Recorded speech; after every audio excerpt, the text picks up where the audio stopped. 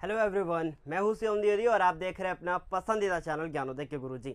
सो बच्चों, आज के इस वीडियो में हम लोग बात करने वाले हैं क्लास 12th की फिजिक्स के चैप्टर नंबर 2 की, जिसमें आज हम लोग इसका लेक्चर नंबर ये वाला करेंगे जो आपको स्क्रीन पे यहाँ पे दिखाई दे रहा है।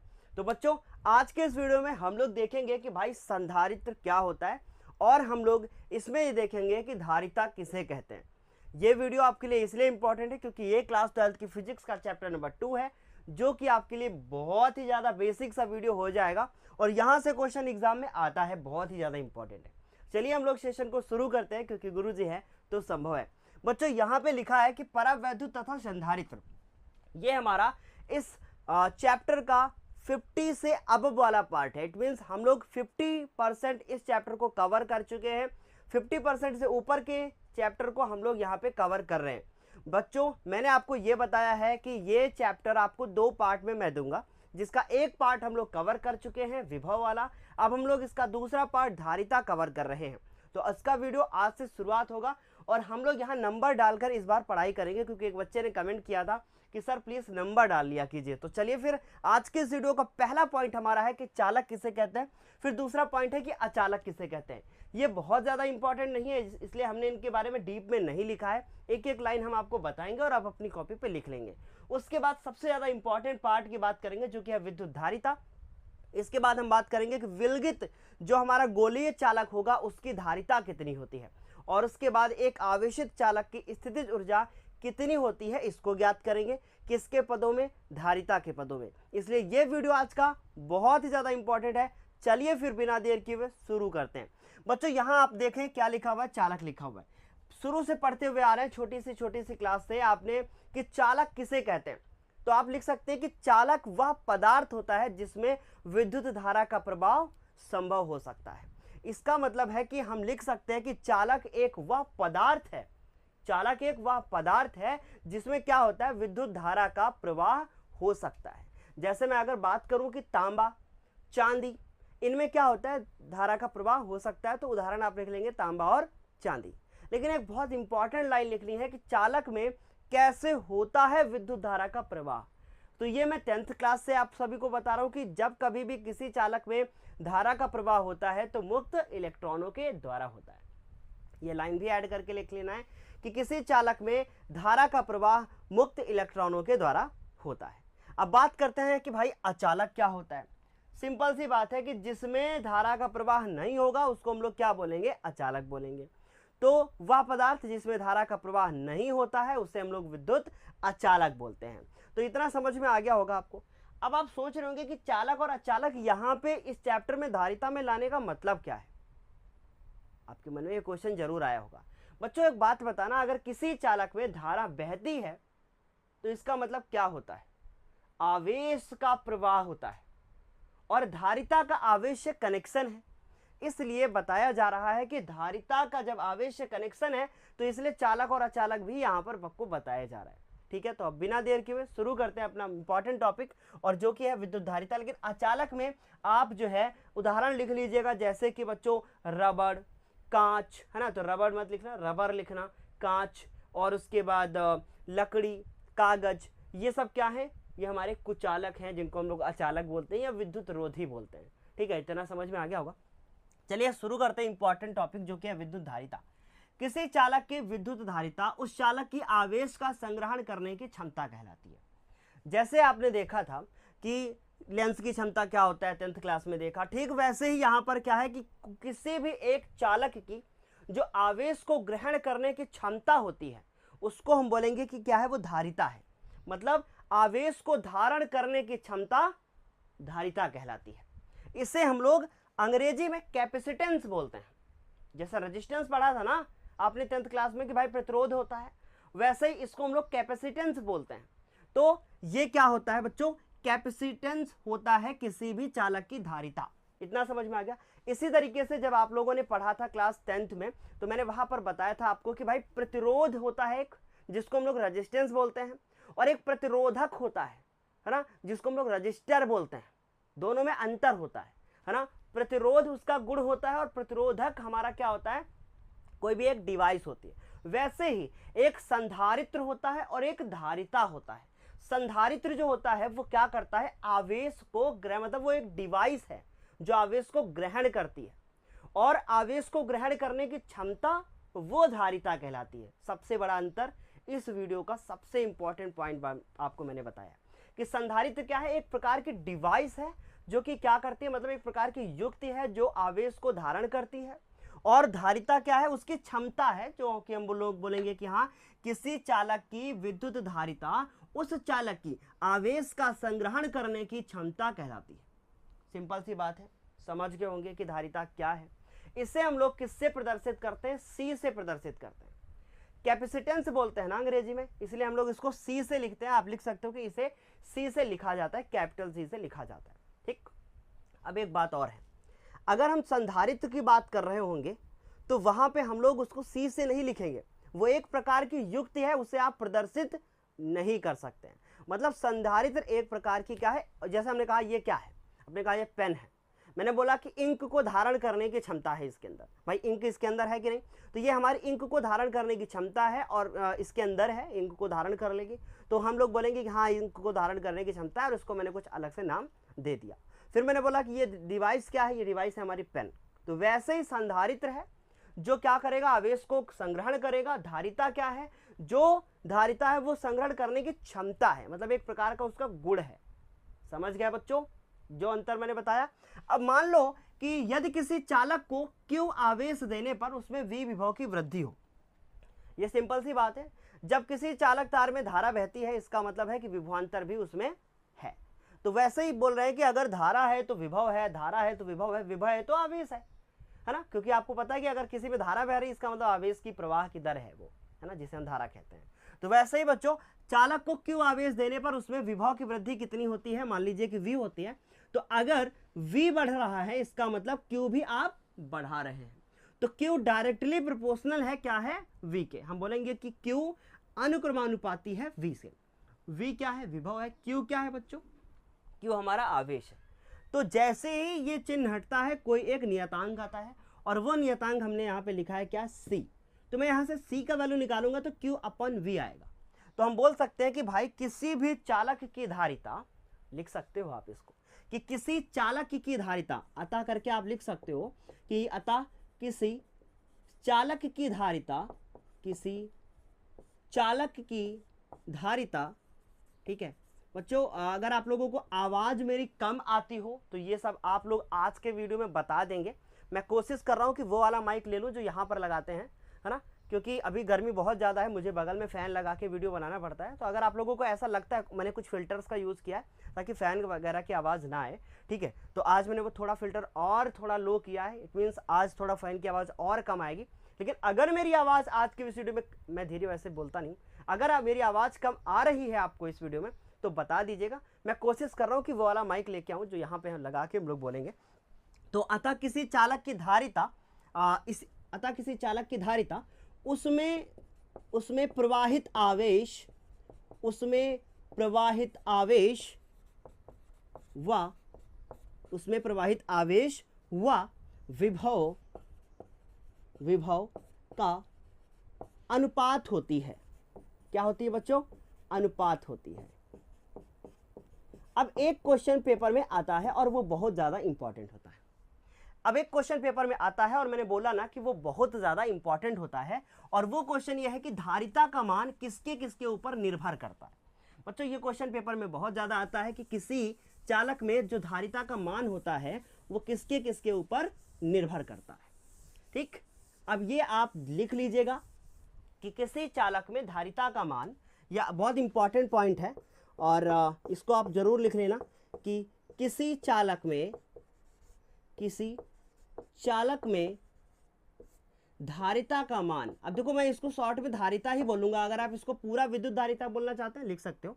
किसी चालक में धारिता का मान, किसी चालक में धारिता का मान, ठीक है, धारिता का मान चालक के आकार। एक बात बताऊं ना आपको, जैसे क्लास 10th में प्रतिरोध पढ़ के आए हो ना कि अगर तार मोटा होगा तो प्रतिरोध कम होगा, तार पतला होगा तो प्रतिरोध ज़्यादा होगा, वैसे यहाँ पर भी है कि जो जिसके ऊपर प्रतिरोध निर्भर करता था ना, प्रतिरोध को प्रभावित करने वाले कारक, बिल्कुल सेम वैसा ही है कि ये क्या करेगा, किसी चालक की धारिता का मान चालक के आकार के ऊपर निर्भर करेगा, ठीक है, माध्यम पर निर्भर करेगा,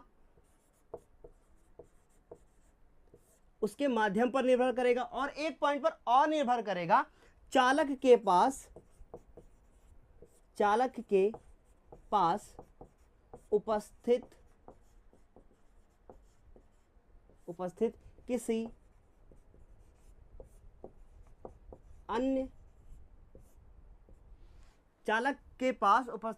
अन्य चालक पर निर्भर करता है। मान लीजिए कि कोई चालक है और उसके पास दूसरा कोई चालक आ गया, तो उस पर कितना कैपेसिटेंस होगा वो थोड़ा थोड़ा चेंज हो जाएगा। इतना तो बच्चों समझ में आ गया होगा, ठीक है। तो ये समझ में आ गया होगा कि चालक के पास उपस्थित किसी अन्य चालक पर भी निर्भर करता है ना। या हम इसको एक तरीके से और करके हम ऐसे लिख सकते हैं, अथवा चालक के पास अन्य चालक की उपस्थिति पर निर्भर करता है।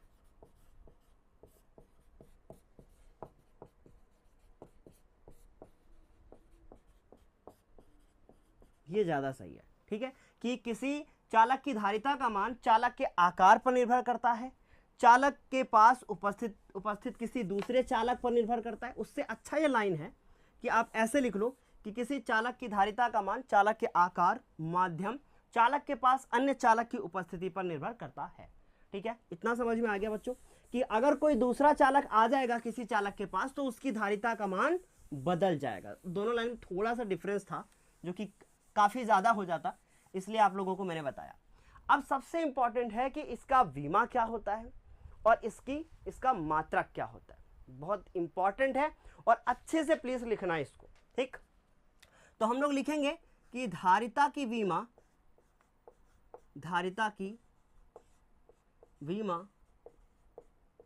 व मात्रक, इसकी विमा लिखेंगे बच्चों और मात्रक लिखेंगे, ठीक। तो इसकी विमा क्या होती है, सबसे पहले मात्रक की बात करते हैं। तो अभी हमने देखा था फॉर्मूला C बराबर Q अपॉन V ना, या Q बराबर CV आप आराम से लर्न कर सकते हो, ठीक। तो किसी धारिता की विमा और उसका मात्रक, तो मात्रक तो हमारा पहले यहां से साफ साफ दिख रहा है कि कूलाम पर वोल्ट, तो हमने लिख लिया कूलाम पर वोल्ट, है ना, हम ऐसे लिख सकते हैं। लेकिन इसका एक और मात्रक होता है जो कि बार बार आएगा, वो है फैरड। क्या आएगा बच्चों, फैरड आएगा, ये इसका मात्रक होता है। अब मान लो कि आपको दिया गया है 1 माइक्रोफैरड,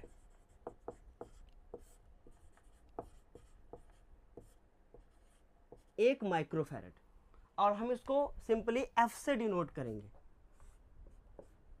किससे लिखेंगे बच्चों हम लोग इसको हम लोग F से ही लिखेंगे, ठीक है। तो 1 माइक्रोफैरड होगा तो हम इसको ऐसे लिखेंगे 10 की घात -6 फैरड, ठीक। फिर उसके बाद अगर आपका हो गया कि 1 पिकोफैरड,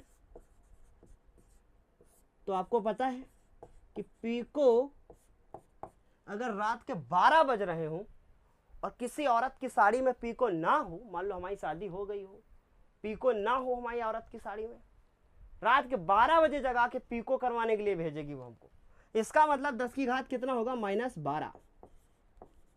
होता है ना, ऐसा होता है, सबके साथ होता है। अभी धीरे धीरे आप बड़े हो रहे हो ना, अभी 12th में आ गए हो, अब मजाक चलेगा थोड़ा सा। तो ये हमारा 1 माइक्रोफैरड हो गया, 1 पिकोफैरड हो गया। फिर इसी तरीके से 1 नैनोफैरड, हाँ नाम से ही पता चल रहा है नैनो, है ना, नैनोफैरड। नैनोफैरड मतलब क्या होता है, 9, तो 10 की पावर -9 फैरड। अब पीको कोई नहीं भूलेगा, पीको में किसी की पीक नहीं निकलने वाली, ठीक। समझ में आई इतनी बात। ये तो हो गए बच्चों इसकी क्या, विमा, सॉरी मात्रक। अब हम बात करेंगे कि इसकी विमा क्या होती है, इसकी विमा की बात करेंगे। अब देखो बच्चों क्या लिखेंगे, इसकी विमा क्या होती है, रटना ना पड़ेगा, बस इतना ध्यान में रखना। हाँ, हमने लिखा सी की विमा। हमने आज तक आपको कोई विमा रटने के लिए बोला कि इसको रट लो, बोला है कि आज तक 11 से लेके अब तक कभी नहीं ना। अब सी की, तो इसकी क्यों बोलेंगे हम सी, और कभी नहीं बोलेंगे कि इसको रट लो। एग्जाम के टाइम में हम रिवीजन करवा रहे होंगे तो हम बोल देंगे भैया इसको रट लो, है ना। फिर भी हम समझा के बोलेंगे कि हाँ समझा तो दिया बट इसको रट लो।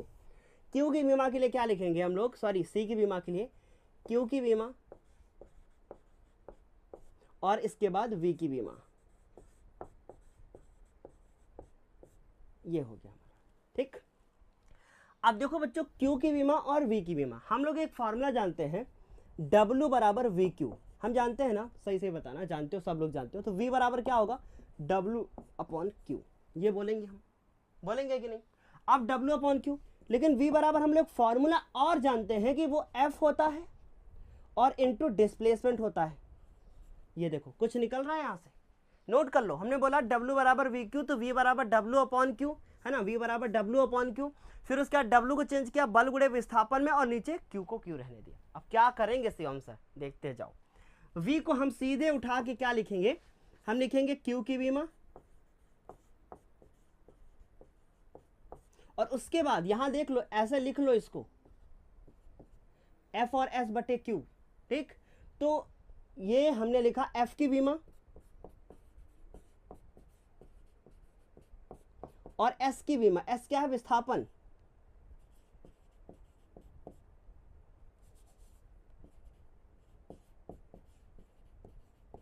S की बीमा, और Q को ऊपर लेके चले गए। इसका मतलब Q की बीमा का हम स्क्वायर कर देंगे। समझ में आया ना। अब देखो बच्चों, Q की बीमा क्या होती है, Q बराबर IT होता है, मतलब I का A, और उसके बाद I को हम A से लिखते हैं ना बच्चों बीमा में, है ना, 2.5 एम्पियर को A से, फिर T तो ऐसे लिखते हैं। तो इसका मतलब हम लोग लिखेंगे AT, ठीक।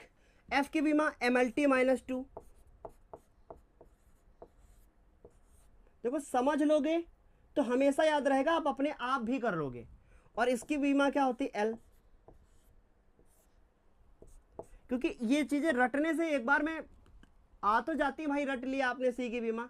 हम कब कहते हैं कि आप ना रटो, 10 बार करोगे रट ही जाएगा। AT लिखा तो A स्क्वायर और T, हाँ, और उसके बाद MLT माइनस 2, सबको ऊपर लेके जाओ। तो देखो क्या क्या ऊपर जाएगा, ध्यान से देखना।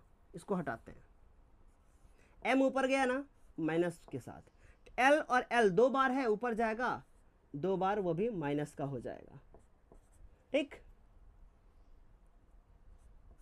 उसके बाद T ऊपर जाएगा तो प्लस का हो जाएगा, ठीक। अब देखो बच्चों, M की पावर -1, L को 2 बार और T को 4 बार और A को 2 बार।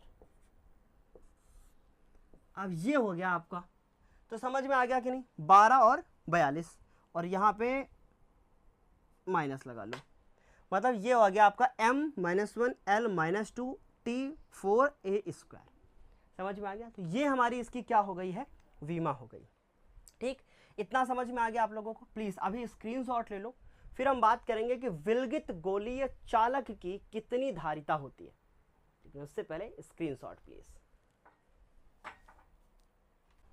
तो अब हम लोग बात करेंगे कि किसी विलगित गोलीय चालक की धारिता आखिर होती क्या है।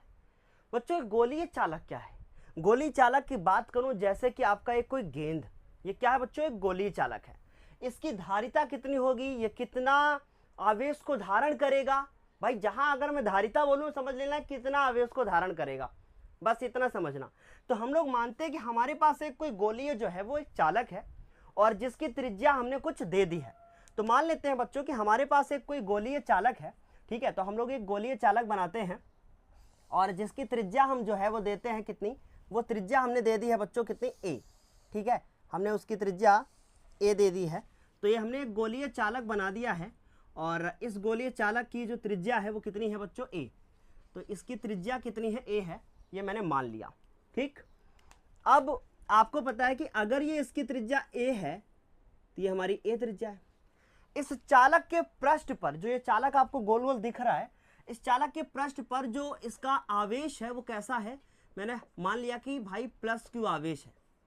और अगर इस पर समान आवेश है तो आप सभी को पता है कि इसका समपृष्ठ विभव के बारे में आपने पिछले सेशन में पढ़ा ही था कि क्या होता है। तो अगर कोई समपृष्ठ होता है, समपृष्ठ विभव है, एक ऐसा पृष्ठ जिसके प्रत्येक बिंदु पर विभव समान होता है, उसको हम लोग समपृष्ठ विभव बोलते हैं। और अगर कोई गोल गोल होता है, तो मैंने बोला था कि मान लो ये गेंद है, ये मान लो ये गेंद है, तो यहाँ से आपकी क्या निकलेंगी, वैद्युत बल रेखाएं निकलेंगी। तो मैंने ये माना कि जो चालक आपको दिख रहा है, इस चालक से लंबवत इस तरीके से क्या निकल रही हैं, वैद्युत बल रेखाएं जो हैं वो निकल रही हैं। ये हमने मान लिया ऐसे, ठीक, कि इससे क्या निकल रही है बच्चों, एक समान इस तरीके से वैद्युत बल रेखाएं बाहर निकल रही हैं। तो इतना आपने बना लिया कि एक गोलीय चालक है और ये एक ऐसे माध्यम में रखा है जिसका परावैद्युतांक क्या है, के है। तो हम सबसे पहले कुछ लिखेंगे, हम लिखेंगे कि बच्चों माना एक गोलीय चालक है, बहुत इंपॉर्टेंट है इसलिए जरा ध्यान से देखना। माना एक गोलीय चालक, माना एक गोलीय चालक है, माना एक गोलीय चालक है ना, जिसकी त्रिज्या, जिसकी जो त्रिज्या है वो हमने क्या मान ली है बच्चों, ए, जिसकी त्रिज्या ए है और ए हमने मीटर में माना है, जिसकी त्रिज्या ए मीटर है, एक ऐसे माध्यम में रखा है, यह एक ऐसे माध्यम में है, यह एक ऐसे माध्यम में रखा हुआ है माय डियर, ऐसे माध्यम में रखा है जिसका परावैद्युतांक, जिसका परावैद्युतांक हमने मान लिया बच्चों क्या है कि के है। हमने इसका परावैद्युतांक मान लिया है कि इसका परावैद्युतांक क्या है कि के है। अब चालक को प्लस क्यू आवेश देने पर, अगर हम चालक को प्लस क्यू आवेश देते हैं तो इसमें उत्पन्न, प्लस क्यू आवेश देने पर चालक में उत्पन्न क्या उत्पन्न होगा, आपने तो देखा ही है कि इसमें क्या उत्पन्न होगा, विभव। चालक में उत्पन्न विभव V हो तो अगर V विभव है तो हम लोग V बराबर एक फॉर्मूला जानते हैं कि 1/4 पाई एप्सिलॉन नॉट, और अगर ये हमारा के माध्यम में रखा हुआ है तो इसका परावैद्युतांक भी के यहाँ हम लोग लिखते हैं, वायु में होगा तो ये के नहीं लिखेंगे, ऐसा आपने ऑलरेडी पढ़ रखा है। और उसके बाद Q बटे होता है R हमारा फॉर्मूला, लेकिन R की जगह पे यहाँ पे क्या है A। तो ये तो हमने क्या निकाला है बच्चों, एक विभव निकाला है इस चालक का। इतना तो समझ में आ ही गया होगा आपको, लिख लिया आप लोगों ने इतना। हम एक बात जानते हैं कि परंतु एक फॉर्मूला होता है C बराबर Q बटे V। अब ये जो V लिखा है इसमें हम लोग वैल्यू पुट करेंगे यहाँ पे, भाई C बराबर क्या है, Q बटे V। तो हमको ये अच्छे से पता है कि अगर ये C बराबर Q बटे V है तो हम C लिखेंगे, फिर Q लिखेंगे और इसकी V की वैल्यू को रख देंगे यहाँ 1/4 पाई एप्सिलॉन नॉट के, और उसके बाद Q बटे A, ये हमने लिख दिया 1/4 पाई एप्सिलॉन नॉट के Q बटे A। अब ये Q से Q कट जाएगा और बाकी जितना बचा है वो सब ऊपर चला जाएगा। इसका मतलब C बराबर हो जाएगा हमारे पास 4 पाई एप्सिलॉन नॉट और उसके बाद A। ये हमारा आ गया है कि किसी गोलीय चालक की कितनी धारिता होगी, ये हमने फॉर्मूला यहाँ पर निकाल दिया। और आपने अभी तक नहीं लिखा था तो वीडियो को रोक के जो है लिख लीजिएगा, क्योंकि लाइव वीडियो नहीं है, आप सभी जानते हैं रिकॉर्डेड देते हैं सर।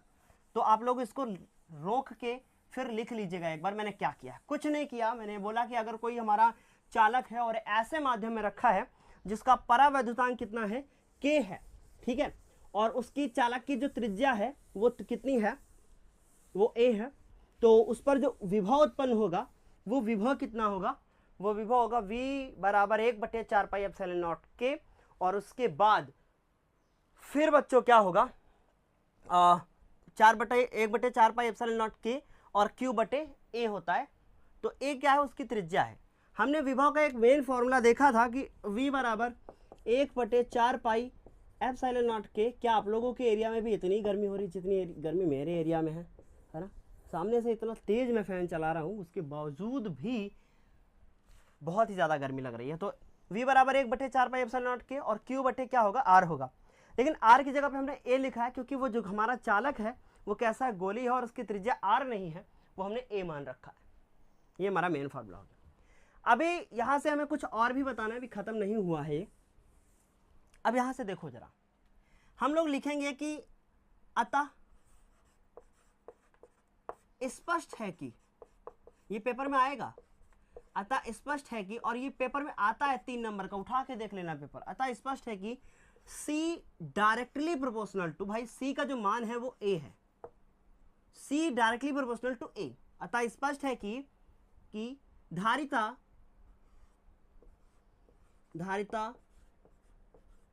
का मान गोलीय चालक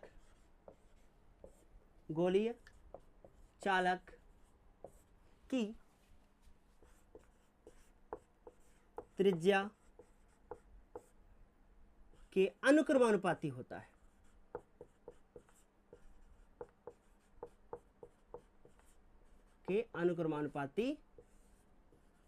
बच्चों, तो ये जो गोलीय चालक का मान होता है ये कैसा होता है, ये हमारा अनुक्रमानुपाती होता है। ठीक है, तो इतना बच्चों, तो इतना तो अच्छे से समझ में आ गया होगा। अब आपको कुछ नहीं करना है, इसका जो मैंने ये सब लिखा था आप लोगों एक बार फिर से स्क्रीनशॉट ले लो। अब हम बात करेंगे किसी आवेशित चालक की स्थितिज ऊर्जा जो U होती है वो कैसे C के पदों में आएगी, लेकिन उससे पहले स्क्रीनशॉट प्लीज। अब हम आपके साथ एक छोटा सा पॉइंट जो है वो डिस्कस करेंगे जो कि बहुत ज़्यादा इंपॉर्टेंट है और बार बार अक्सर वो एग्जाम में आ जाता है। देखो कैसे बच्चों, ये पॉइंट आपके एग्जाम में इस तरीके से आ सकता है कि अलग से पूछ लिया जाएगा आपसे कुछ। अभी MCQ कैसे आएगा मैं बताता हूँ। हम लोग एक फॉर्मूला जानते हैं कि C बराबर 4 पाई एप्सिलॉन नॉट और K और A, ये हमारा फॉर्मूला होता है। ये तब होगा, ये हमारा क्या है, जब उसका परावैद्युतांक दिया हो किसी माध्यम का, तब है ना। हम लोग एक फॉर्मूला जानते हैं, परंतु वायु के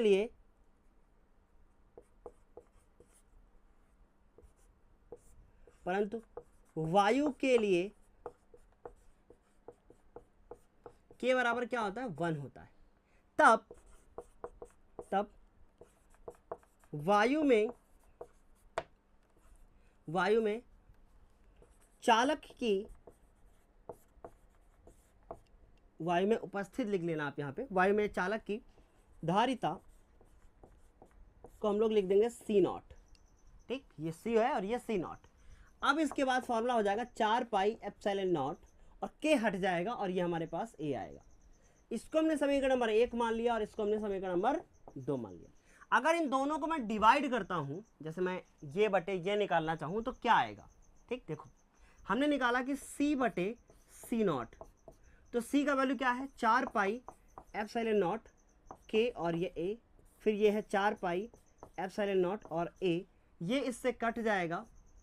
ठीक, तो हमारे पास आएगा C बटे C0 और ये K आएगा। इतना समझ में आया कि नहीं? इसका मतलब हम एक यहाँ से एक लाइन लिख सकते हैं, अतः कि किसी माध्यम का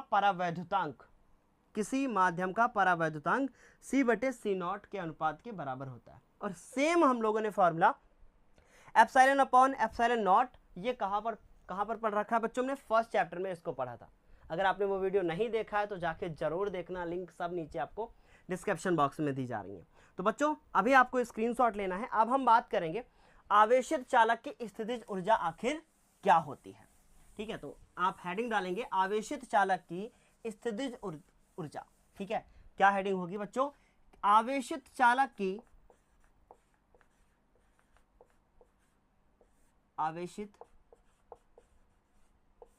की स्थितिज ऊर्जा। देखो अगर आप लोगों को लगता है कि मैं बहुत स्लो पढ़ा रहा हूं तो आप इसका जो है स्पीड थोड़ा सा बढ़ा के तब आप इसको देख सकते हैं। आवेशित चालक की स्थितिज ऊर्जा क्या होती है, तो सबसे पहले हम लिखेंगे कि किसी चालक को, इसकी परिभाषा लिखेंगे। ठीक है, किसी चालक को आवेशित करने में, अगर आप किसी चालक को आवेशित करेंगे तो उसमें कुछ ना कुछ कार्य करना पड़ेगा। किसी चालक को आवेशित करने में करने में किया गया कुल कार्य उस चालक की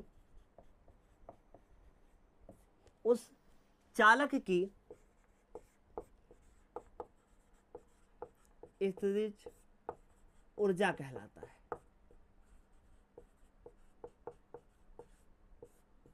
ठीक है, तो ये आप लोगों को इतना तो समझ में आ ही गया होगा।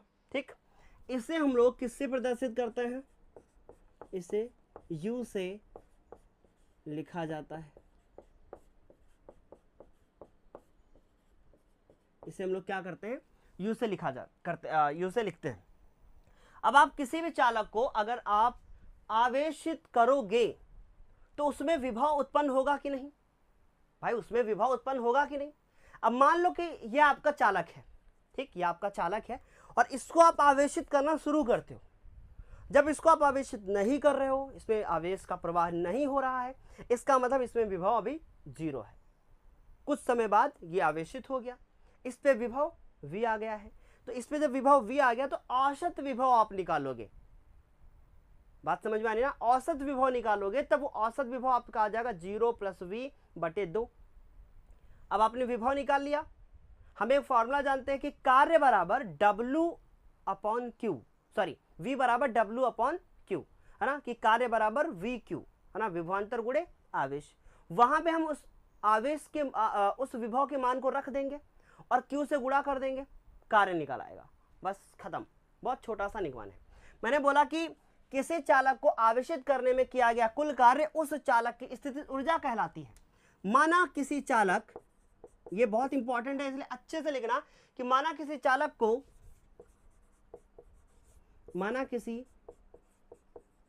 को Q आवेश देकर, देखो बहुत आसान लैंग्वेज में लिखवाता हूं मैं, माना किसी चालक को Q आवेश देकर उसे आवेशित किया जाता है,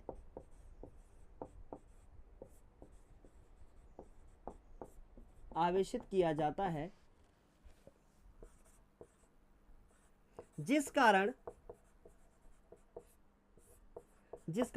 उसमें उत्पन्न विभव V हो जाता है।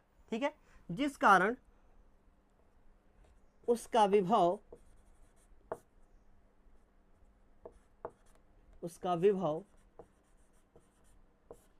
0 से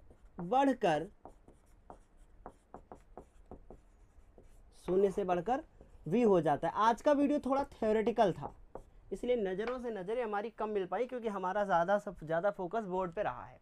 ठीक है, तो जिस कारण उसका विभव 0 था, है ना, सॉरी 0 से बढ़कर V हो जाता है, ये हमारा विभव हो जाता है। Any doubt? आई थिंक कोई डाउट नहीं होगा। अब हम लोग क्या निकालेंगे बच्चों? इसका औसत विभव।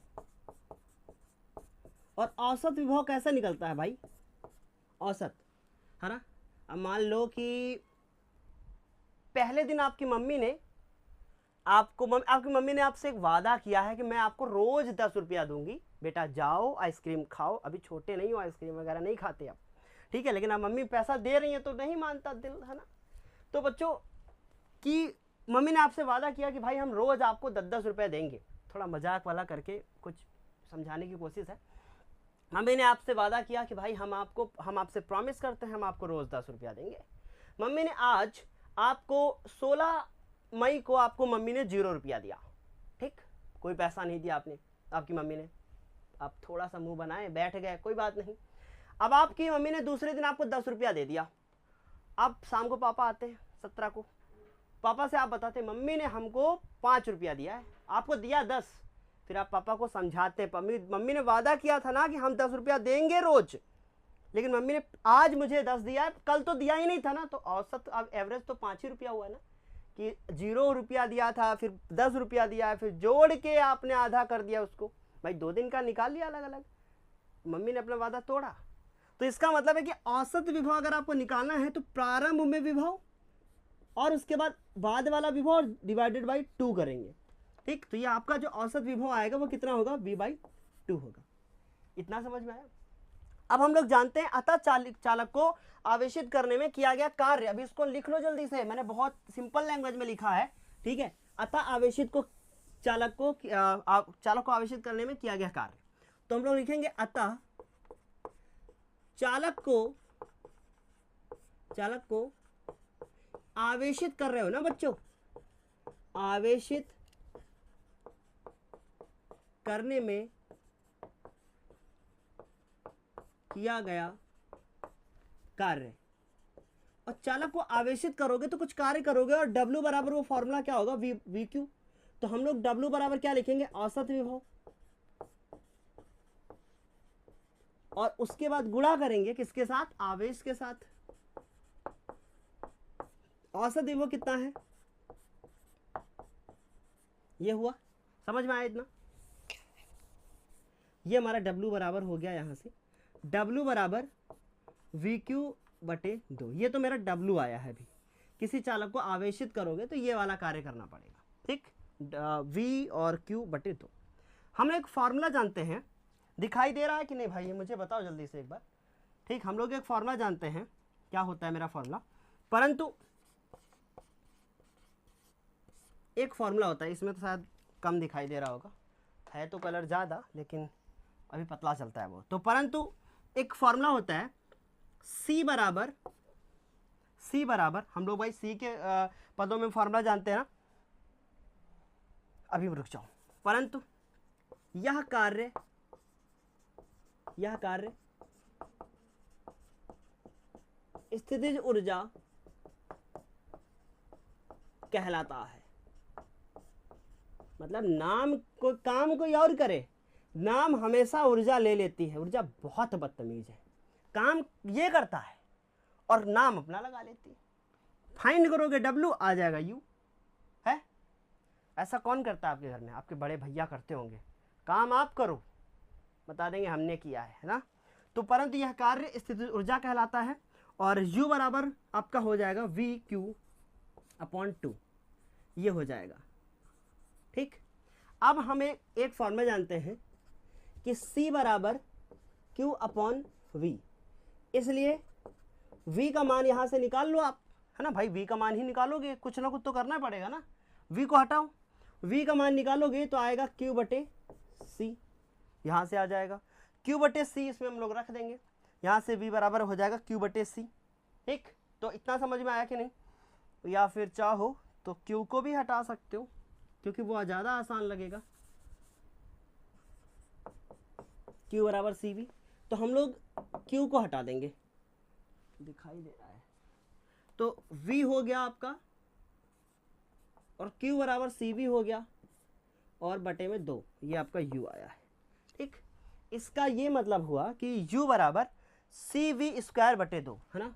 तो U बराबर CV² या हाफ CV², ऐसे लिखोगे आप, ठीक। तो ये हमारा मेन वाला फॉर्मूला आ चुका है कि U बराबर हाफ CV², और यही मेरा क्या है, किसी चालक को आवेशित करने में स्थितिज ऊर्जा है। समझ में आ गया कि नहीं, ये इंपॉर्टेंट था, मैंने आपको बता दिया। इस वीडियो में मैंने आज क्या क्या डिस्कस किया है, बहुत तेज से यहाँ पे धक्क से लगा, पूछो क्यों, इसलिए लगा, मुझे ऐसा फील हुआ कि अरे वीडियो रिकॉर्ड नहीं हो रहा है, ठीक। इसलिए मुझे बहुत अजीब सा लगा, बट मैंने देखा कि रेड लाइट जल रही है, वीडियो रिकॉर्ड हो रहा है। एक तो मक्खी ना ये बहुत परेशान करती है, आप लोग देखते होंगे कि सर को पीछे कहीं यहाँ बैठा है मक्खी, कहीं यहाँ बैठी है मक्खी, और जबकि रूम इतना साफ रहता है। इतनी गर्मी बेचारी क्या करे, हमने कहा आ जाओ मेरे रूम में, रहो आके, तुम भी पढ़ो, महान बनो, ठीक है। देखो क्या हुआ आप लोग को हंसी आती होगी कि सर जी क्या क्या बोला करते हैं। हमने आज की वीडियो में क्या क्या पढ़ा, 5 टॉपिक कवर किए भाई। सॉरी माय डियर, मैंने वो चौथा वाला नंबर नहीं डाला था, डाल लेना आप लोग, आदत नहीं है नंबर डालने की, है नंबर वाला काम करते नहीं हम, लेकिन चलो डाल दिया। अभी 5 नंबर था। पहले हमने डिस्कस किया कि भाई चालक क्या है, फिर हमने डिस्कस किया कि भाई अचालक क्या है ना। चालक में हमने बताया आपको कि जिसमें धारा का प्रवाह हो सके, मतलब आवेश का प्रवाह होगा वो चालक, जिसमें धारा का प्रवाह नहीं होगा वो अचालक। फिर हमने आपको बताया कि धारिता क्या है, किसी भी युक्त में या किसी चालक में आवेश को धारण करने की क्षमता धारिता कहलाती है, इसे C से प्रदर्शित करते हैं, Q directly proportional to V। और डायरेक्टली प्रोपोर्शनल का साइन हटाओगे तो फिर सी आएगा, है ना। फिर सी का वैल्यू वहां से निकालोगे तो क्यू बटे वी आएगा, वो फॉर्मूला हो गया। फिर मैंने क्यू की एक आपको फॉर्मूला बताया, मात्रक बताया कि भाई कूलाम पर वोल्ट होता है। फिर मैंने आपको ये बोला कि इसको फैरेड भी बोलते हैं। फिर 1 माइक्रो फैरेड बताया कि भाई 10⁻⁶ फैरेड होता है। फिर मैंने पी को बताया, वो भाई रात में 12 बजे वाला एग्जाम्पल देके, फिर वो 10⁻⁻12 फैरेड हो गया। फिर मैंने आपको बताया कि अगर नैनो होगा तो भाई वो हमने बोला आपको कि नैनो मतलब 10⁻⁹। फिर इतना होने के बाद फिर मैंने आपको बताया कि कोई अगर गोलीय चालक होगा तो कितनी उसमें आपकी धारिता होगी, मैंने गोली चालक के बारे में बताया। फिर समपृष्ठ विभव उसमें हमने बताया कि भाई उसके प्रत्येक पृष्ठ पर विभव जो है वो समान है, तो ये समपृष्ठ विभव है, इसमें जो लाइनें होंगी वो बाहर की ओर होंगी, वैद्युत बल रेखा है, वो सब लिखने की जरूरत नहीं थी। फिर उसकी त्रिज्या ए है अगर, तो मैंने बोला कि भाई तीसरा तो बता दिया मैंने कि भाई सी बराबर क्यू बटे वी, ये फॉर्मूला बता दिया। फिर चौथा हमने आपको बताया आपको कि सी बराबर 4 पाई एप्सिलॉन नॉट के और ए होता है। फिर हमने इनका एक नोट बताया आपको। फिर 5वें पॉइंट में हमने ये सब डिस्कस कर दिया कि भाई आवेशित कोई करोगे अगर किसी चालक को तो कितना आखिर आपको कार्य करना पड़ेगा। बस आज के वीडियो के लिए इतना ही, ठीक है, क्योंकि हम अगले वीडियो में आपको बताएंगे कि संधारित्र क्या होता है, यह हम आपको अगले वीडियो में बताएंगे। और नोट्स कब मिलेगा, जब ये चैप्टर कंप्लीट हो जाएगा तब आपको कहाँ मिलेगा, टेलीग्राम में, जिसका लिंक आपको नीचे दिया हुआ है। संधारित्र बताएंगे हम आपको, संधारित्र के प्रकार बताएंगे, जैसे समांतर प्लेट संधारित्र बताएंगे, उसका निगमन हम आपको करा के दिखाएंगे।